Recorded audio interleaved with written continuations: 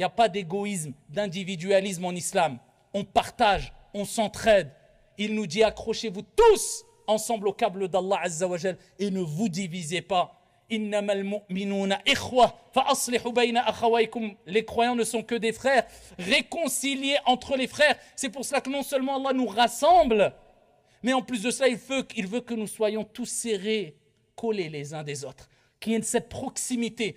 Tu te rapproches au maximum de ton frère, de ta sœur, pour nous rappeler qu'Allah veut nous voir unis, rassemblés, en rang, dans les mosquées, les cœurs unis, pendant la prière et en dehors de la prière. Et c'est ainsi qu'Allah tabaraka wa ta'ala apportera sa baraka, sa miséricorde, sa clémence sur les croyants et la croyante et sur la communauté du prophète Mohammed alayhi afdalus salati wa askat taslim. Kuntum khayra ummatin ukhrijat linnas. Comme Allah Azza wa Jalla dit dans le Coran, vous êtes la meilleure communauté suscitée pour les gens. Le prophète a dit celui qui agit avec humilité, qui se rabaisse, c'est le premier à faire le pas pour Dieu.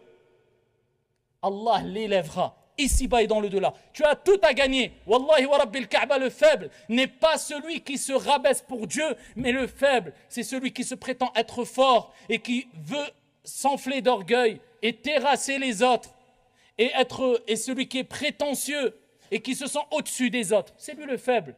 C'est celui qui lâche sa colère quand il est en colère, parce que c'est facile. Mais le fort, c'est celui qui retient sa colère. C'est celui qui écrase son âme instigatrice au mal et qui revient vers les gens et qui dit « Je te pardonne, est-ce que tu me pardonnes ?»